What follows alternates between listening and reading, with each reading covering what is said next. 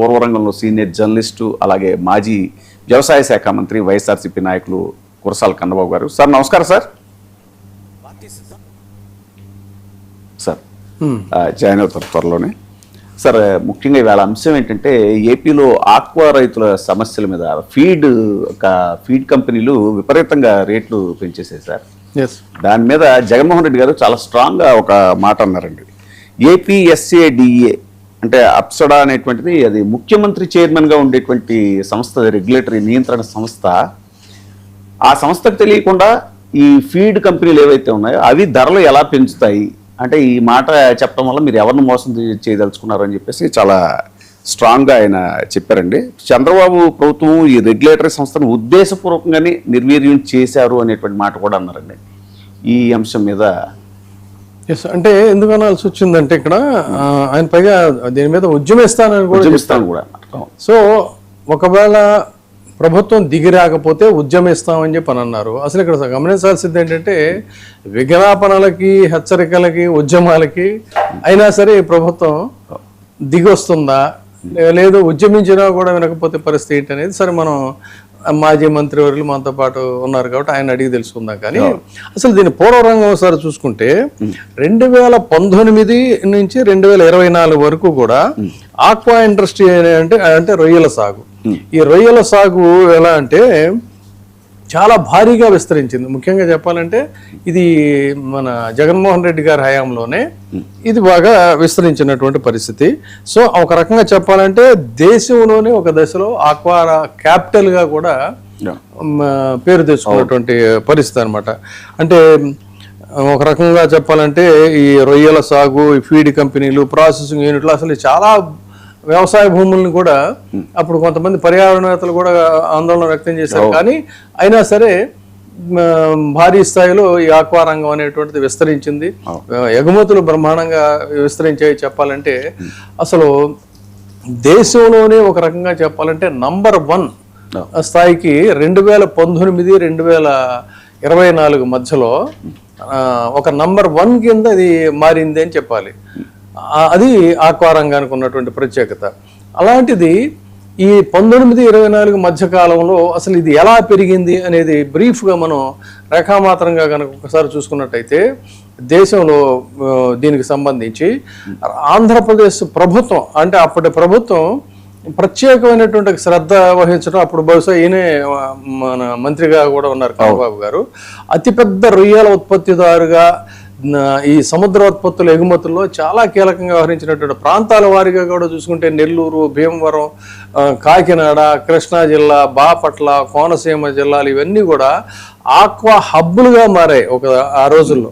So కొన్ని అంచనాల ప్రకారం చూసుకుంటే భారతదేశ సముద్ర ఉత్పత్తుల ఎగుమతుల్లో ఆల్మోస్ట్ ఏంటంటే 55 నుంచి 60% వరకు కూడా ఏపీ వాటా ఉందని అప్పట్లో చెప్పారు. సో ముఖ్యంగా ఈ వనామీ రొయ్యల విస్తరణ అదైతే అసలు పెద్ద మొత్తంలో ఎక్స్పోర్టర్గా కూడా ఆంధ్రప్రదేశ్ నిలిచింది. అంటే ఒక ఎకరా సాగులో అసలు ఊహించినటువంటి ఆదాయం కూడా ఒక దశలో వచ్చింది. అందుకని చాలా పొలాలు కూడా ఆక్వా చెరువులుగా మారిపోయాయి అని చెప్పని, ఎగుమతులకు భారీ స్థాయిలో డిమాండ్ పెరిగిందని, తర్వాత డాలర్ ఆదాయం ముఖ్యంగా చూసుకున్నట్టయితే అమెరికా, చైనా ఇవన్నీ కూడా ఎక్కువ దీనికి ఇంపార్టెన్స్ ఇవ్వటం. ఒకప్పుడు ఏంటంటే అసలు తిప్పి కొట్టేసేవాళ్ళు వెళ్ళిన తర్వాత కూడా. అలాంటివి కూడా తగ్గిపోయి జగన్మోహన్ రెడ్డి గారి ప్రభుత్వంలో 2019-24 మధ్యలో ఈ ఆక్వా రంగానికి ఒక ప్రధాన ఆదాయ వనరుగా కూడా ఇది మారినటువంటి పరిస్థితి. అందుకే విద్యుత్ సబ్సిడీలు ఇచ్చారు, ఫీడ్ పరిశ్రమలకు అనుమతులు ఇచ్చారు, ప్రాసెసింగ్ యూనిట్లు పెట్టుకున్నారు, కోల్డ్ స్టోరేజ్లకు ప్రోత్సాహకాలు ఇచ్చారు.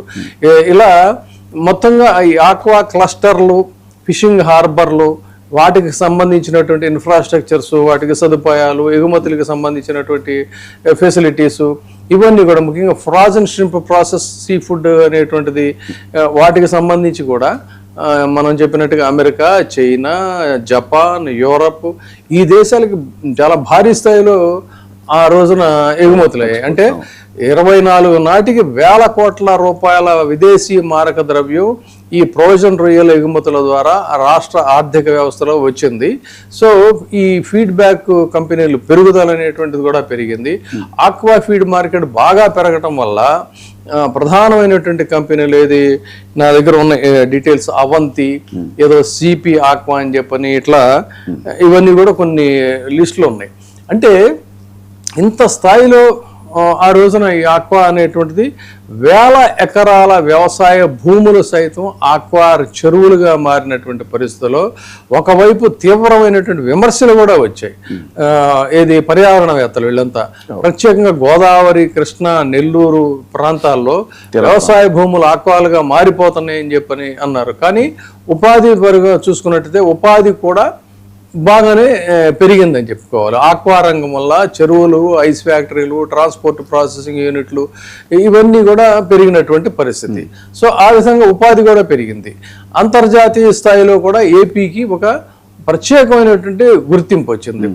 సో అయితే ఇక్కడ గమ్మత్తు ఏంటంటే అనేక అంశాలని జగన్మోహన్ రెడ్డి గారు తన ప్రభుత్వంలో సాధించినటువంటి వాటిని ఒక సైలెంట్ దీని కింద ఎలా అయితే చెప్పుకోలేనటువంటి పరిస్థితుల్లో ఉన్నారో, సో అట్లా ఈ దీనికి సంబంధించి ఆక్వా రంగానికి కూడా ఇంతగా భారీ స్థాయిలో అచీవ్ చేసి కూడా దాని గురించి కూడా అప్పట్లో పెద్ద అసలు ఏమాత్రం పబ్లిసిటీ లేదు.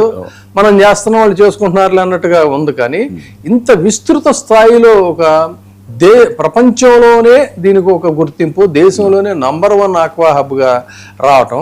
సో అలాంటి పరిస్థితుల్లో ఇది కూడా చెప్పుకోవాలి. అలాంటిది ఇప్పుడు ఆ రంగం ఒక క్రైసిస్లో వచ్చింది. అది ఇక్కడ ప్రధానమైనటువంటి అంశం. సో ఇప్పుడు ఏమవుతుంది, ఆ రోజున డాలర్లు వచ్చాయి, ఎగుమతులు చేసాము, అది చేసాం, ఇది చేసాం అని చెప్పి అనుకున్నారు. ఇప్పుడు ఏమవుతుందంటే ఆక్వా ఫీడ్ ధరల పెంపుకి సంబంధించి జగన్మోహన్ రెడ్డి గారు ఈ ఒక తీవ్రమైనటువంటి ఆరోపణలు చేశారు. ఏమని, కంపెనీల ధరలు ఎవరు పెంచారు, సీఎం అనుమతి లేకుండా పెంచడానికి వీల్లేదు కదా, సీఎం చేతిలో ఉండాల్సినటువంటి దీన్ని ఏ రకంగా మరి ఈ ఆక్వా ఫీడ్ కంపెనీలతో కుమ్మక్కయి చేశారా, దీని వెనక ఉన్నటువంటి సూత్రధారులు ఎవరు, ఆయనకి తెలిసి జరిగిందా, తెలియక జరిగిందా, ఈ నియంత్రణ అనేటువంటి తన చేతిలో కదా ఉండాల్సింది. మరి తను అంటే సీఎం చైర్మన్ గా ఉండేటువంటి ఆక్వాకల్చర్ డెవలప్మెంట్ అథారిటీ, ఈ అప్సడా అనేటువంటిది ఆయనకి తెలియకుండానే జరిగిందా ఇది, లేదంటే తెలిసి కూడా ఊరుకోవటం వల్ల దాంట్లో ఉన్నటువంటి మతలబ్ ఏంటి అని దాని మీద నిన్న పెద్ద ఎత్తున అక్కడ ఆందోళన కూడా చేశారు. సో మరి ఈ రెగ్యులేటరీ సంస్థని ఉద్దేశపూర్వకంగా నిర్వీర్యం చేశారని కూడా ఆయన చాలా పెద్ద ఆరోపణ, తీవ్రమైనటువంటి ఆరోపణ చేశారు. కమిషన్ల కోసం లాలూచీతో కంపెనీల నుంచి వాటా ఏదో తీసుకొని బ్యాక్ డోర్ నుంచి ఇలా చేశారు అనేటువంటిది జగన్మోహన్ రెడ్డి గారు చేసిన ఆరోపణ. ఇక్కడ ఓవరాల్ ఈ పిక్చర్లో ఈ రంగాన్ని ఇంత పెద్ద స్థాయిలో డెవలప్ చేయటం, దానికి సంబంధించిన సాక్షాత్తు ఆనాటి వ్యవసాయ శాఖ మంత్రులు కన్నబాబు గారే ఉన్నారు. సో పాపం చేసిన దీన్ని ఆయన చెప్పుకోలేకపోయారు, ఆయన అధినాయకుడైనటువంటి జగన్మోహన్ రెడ్డి గారు కూడా చెప్పుకోలేకపోయారు. ఈ రోజున కరెంటు యూనిట్ రూపాయిన్నరకే ఆదుకున్నామని చెప్పని అదని ఏదైనా అయినా వీళ్ళు రోడ్డున పడ్డారనేటువంటి ఈ చేదు నిజాల వెనక ఉన్నటువంటి ఇదేంటి, అసలు ఎందుకు ఈ పరిస్థితి వచ్చింది, అదే వీటన్నిటి గురించి కూడా మనం ఆయన్ని అడిగి తెలుసుకున్నాం. చర్చలో మనతో పాల్గొంటున్నారు మాజీ వ్యవసాయ శాఖ మంత్రి కన్నబాబు గారు. సార్ నమస్కారం. సార్ సార్ అదే సార్, ఇప్పుడు ఆక్వా రైతుల సమస్యల గురించి తాజాగా జగన్మోహన్ రెడ్డి గారు చాలా స్ట్రాంగ్ గా స్పందించారు. సార్ అదే ఏపీఎస్ఏడిఏ అనేటువంటిది మా హయాంలో తెచ్చాం, ముఖ్యమంత్రి చైర్మన్ గా ఉండి కూడా ఆయనకి తెలియకుండా ఎలా పెంచుతారు ధరలు అనేటువంటిది, దీని మీద అప్పుడు వ్యవసాయ శాఖ మంత్రిగా మీరే ఉన్నారనుకుంటారు సార్. అవునండి సార్ చెప్పండి దీని మీద. సార్ ఇది యాక్చువల్గా ఏమైందంటే ఇవాళ ఈ రాష్ట్రంలో రైతాంగాన్ని మొత్తానికి గాలి కుదిరేసి వీలైతే దోచుకోవడం, వీలైతే వ్యవసాయ రంగాన్ని ఆధారంగా డబ్బులు సంపాదించుకోవడం అనే ఏకైక లక్ష్యంతో ఈ ప్రభుత్వం పనిచేస్తాం. ఇంకంత మించి వేరే దారే లేదు, వేరే పనే లేదు. ఇవాళ మామూలుగా ఉల్లి రైతుల దగ్గర నుంచి శనగ రైతుల దగ్గర నుంచి వరి రైతుల దాకా అందరూ మోసపోవడం ఒక ఎత్తు అయితే, ఈ ఆక్వా రైతులను మోసం చేయడం అనేది ఒక మాఫియాని తలపించే స్థాయికి వెళ్ళిపోతున్నా కూడా ప్రభుత్వం చేతగానట్టుగా చేష్టలుడికి చూస్తూ ఉంది. లేదా ఉద్దేశపూర్వకంగానే మద్దతు చెప్తున్నట్టుగా మనం భావించాలి. ఇవాళ ఈ రాష్ట్రంలో ఆక్వా రంగం ఎవరి దయాదాక్షిణ్యాల మీద ఎదగలే.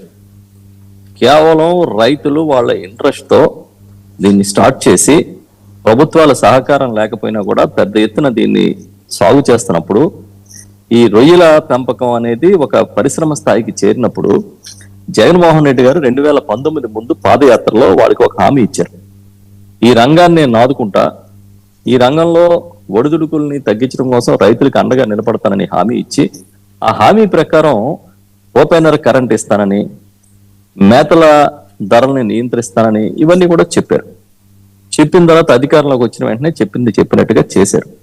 అప్సడా అని Andhra Pradesh aqua state development authority అని ఒక అథారిటీని స్టార్ట్ చేసి దానికి చైర్మన్ గా స్వయంగా ముఖ్యమంత్రి ఉండేలాగా ఒక విధానాన్ని తీసుకొచ్చారు. అప్సడా వైస్ చైర్మన్ ని ఆ రంగంలో అనుభవం ఉన్న వ్యక్తులను తీసుకొచ్చి వైస్ చైర్మన్ గా నియమించి దీన్ని నిరంతరం ఒక పర్యవేక్షణ ఉండే విధంగా విధానం తీసుకురావడం జరిగింది. ఒక దశలో మా ప్రభుత్వం అధికారంలో ఉన్నప్పుడు ఇలాగే ఏమవుతుందంటే రొయ్యలు అంటే ఏదైతే ప్రొడక్షన్ వస్తుందో ఎక్కువ ప్రొడక్షన్ ఆ టైంకి ధరలు పడిపోతూ ఉంటాయి. ధరలు ఉద్దేశపూర్వకంగా తగ్గిస్తా ఉన్నారు వీళ్ళు అని చెప్పి తెలిసినప్పుడు దీంట్లో ఇన్వాల్వ్ అయ్యి ప్రభుత్వం రోల్ ఉండే విధంగా మనం కూడా దీనికి కంట్రోల్ చేయాలని అన్నప్పుడు మేము ఆ రోజు ఎవరైతే ఈ ప్రాసెసింగ్ యూనిట్లు ఉంటాయో వాళ్ళందరితో కూడా మాట్లాడి ఈ ధరలు పడిపోతే మాత్రం ఖచ్చితంగా మేము చర్యలు తీసుకుంటాం, మీరు ఉద్దేశపూర్వకంగా పడకూడతాయని హెచ్చరించాము, నియంత్రించాం. 100 కౌంట్ దగ్గర నుంచి 30 కౌంట్ వరకు ఏ ధర అమ్మాలి అనే దానికి ప్రభుత్వం మనం ఏదైతే అప్సడా ఉందో ఈ అప్సడాతో వాళ్ళు మాట్లాడి ఎవరైతే బయ్యర్స్ ఉంటారో వారు కానీ వీళ్ళందరూ కూడా ఒక ధరల్ని కన్ఫర్మ్ చేసే విధానాన్ని తీసుకొచ్చి రైతు భరోసా కేంద్రాల్లో వాటిని డిస్ప్లే చేసాం, సచివాలయంలో డిస్ప్లే చేసాం. అదే కాకుండా ఎక్కడైనా సమస్య ఉంది మాకు పర్చేసింగ్ లో కానీ లేకపోతే ఇతరత్ర కానీ అన్నప్పుడు మనం ఇన్వాల్వ్ అయ్యేటట్టుగా ప్రభుత్వం ఆ రోజు గైడ్ లైన్స్ తీసుకురావడం జరిగింది. వీటితో పాటు ఇంకొక కీలకమైన నిర్ణయం ఏంటంటే ఓపెనర్కి కరెంట్ ఇస్తానని చెప్పి aqua zone, non aqua zone లో కూడా కరెంట్ ఇవ్వడం జరిగింది. ఇవన్నీ జరుగుతున్నప్పటికీ కూడా చంద్రబాబు నాయుడు గారు తన సహజ సిద్ధంగా ఏమీ జరగట్లేనట్టు, ఆ ప్రభుత్వం ఏం పట్టించుకోవట్లేనట్టుగా పెద్ద ఎత్తున ప్రచారం చేశారు. ఆ ప్రచారంలో భాగంగా కొంతమంది ఎవరైతే పెద్ద రైతులు ఉంటారో 100 ఎకరాలు సాగు చేసే రైతులు ఉన్నారు ఈ రంగంలో, వీళ్ళంతా కూడా ఇన్ఫ్లుయెన్షర్స్ తెలుగుదేశం పార్టీకి కొంత మద్దతుదారులుగా ఉండే వర్గాలు వీళ్ళంతా. వీళ్ళు కూడా ఏం చేశారంటే ఆ చిన్న రైతుల్ని ఇన్ఫ్లుయెన్స్ చేస్తూ ఉండేవారు. సో అదంతా ఒక ఎత్తు అయితే, రెండోది ఏం జరిగింది, ఎక్కడైతే మనం ఇప్పుడు ఈ ఫీడ్ ఇష్యూ ఉందో ఈ ఫీడ్ ఇష్యూతో మొత్తం రైతుల్ని నియంత్రించే స్థాయికి కంపెనీలు వచ్చేసినాయి. పెద్ద ప్రాసెసింగ్ యూనిట్లు ఉన్న వాళ్ళే ఫీడ్ యూనిట్లు పెట్టారు. ఫీడ్ వీళ్ళు రైతులకి సప్లై చేస్తారు, మళ్ళీ వాళ్ళ దగ్గర వాళ్ళు కొంటారు. ఈ ఫీడ్ అనేది మేజర్ పెట్టుబడిగా ఉంటుంది కాబట్టి వీళ్ళు సప్లై చేస్తారు కనుక వాళ్ళు చెప్పిన ధరకి రైతులు కొనుక్కునే స్థితికి ఈ వ్యవస్థను తీసుకొచ్చారు. ఫీడ్ వీళ్ళు సప్లై చేసినప్పుడు వీళ్ళు చెప్పిన రేటు కొంటారు. అదే విధంగా రొయ్యలు మళ్ళీ అమ్మే టైంకి వచ్చినప్పటికీ వాళ్ళు చెప్పే రేటుకి రైతులు అమ్మాలి. ఇక్కడ రైతులు మోసపోతున్నారు. ఒక అధికారికంగా అధికారికంగా ఒక దళారీ వ్యవస్థని వాళ్ళంతటి వాళ్ళే సిద్ధం చేసుకున్నట్టుగా తయారు చేశారు వ్యవస్థ అంతా. ఇవాళ జగన్మోహన్ రెడ్డి గారు ఏదైతే స్టేట్మెంట్ ఇచ్చారో అది వెరీ క్రిస్టల్ క్లియర్ గా చెప్తుంది.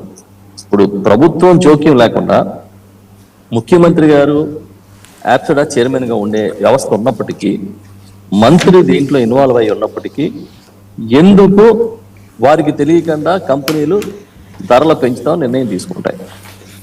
ఒకవేళ తీసుకుంటే మీరు ఈ ఏదైతే నియంత్రణ వ్యవస్థ ఉందో దాన్ని గాలికి వదిలేశారా, లేదా మీకు ఉద్దేశపూర్వకంగా? సార్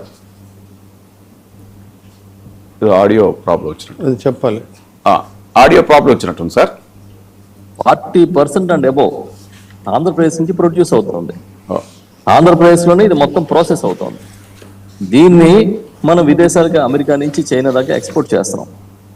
ఈ వార్ వచ్చింది అనే దీంతో ఈ ఎక్స్పోర్ట్స్ లో కొంత ఒడిదుడుకులు ఉన్నాయని చెప్పడం, మధ్యలో లాస్ట్ 2 years బ్యాక్ ఈక్విడార్ తదితర దేశాల్లో ఎక్కువ ప్రొడక్షన్ వస్తుంది కనుక ధరలు పడిపోయినాయని చెప్పడం, ఎప్పుడు ఏ సీజన్లో అయితే అత్యధికంగా ప్రొడక్షన్ వస్తుందో ఆ సీజన్లో ఈ ధరలు తగ్గించేయడం, పడగొట్టేయడం అనేది ఒక ఆనవాయితీగా మారిపోయింది. ప్రభుత్వం నేను అడుగుతున్నా, 2 ఏళ్ళు అయింది కదా, మీరు అసలు ఏ రంగం మీదైనా దృష్టి సారించి రైతుకి ప్రాడ్యూస్ కి మంచి రేట్ వచ్చేలాగా చేయగలిగామని చెప్పే ఒక్కటి ఉందా? ఒక ఉద్యాన రంగం అవ్వచ్చు, ఒక వ్యవసాయ రంగం అవ్వచ్చు, ఒక ఆక్వాకల్చర్ అవ్వచ్చు, లేకపోతే ఒక పశుపోషణ అవ్వచ్చు, ఒక పౌల్ట్రీ అవ్వచ్చు, మీ ఇంటర్వెన్షన్ ఏంటి? మీరేం చేశారు సార్? సపోర్ట్ చేశారు. తాజాగా తెలంగాణ మంత్రి కోమటిరెడ్డి గారు కూడా అన్నారండి, ఏపీలో ప్రభుత్వం 40% ధాన్యం కుంది అనేటువంటి విషయాన్ని కూడా చెప్పారు. దీని మీద ఈ ధాన్యం ఉంది ఇంకా చిత్రమైన వ్యవహారం. ఈ ధాన్యం అయితే అసలు జగన్మోహన్ రెడ్డి గారు అధికారంలో ఉన్నప్పుడు ఆర్బీఐ ద్వారా కొనుగోలు వ్యవస్థ తీసుకొచ్చాం.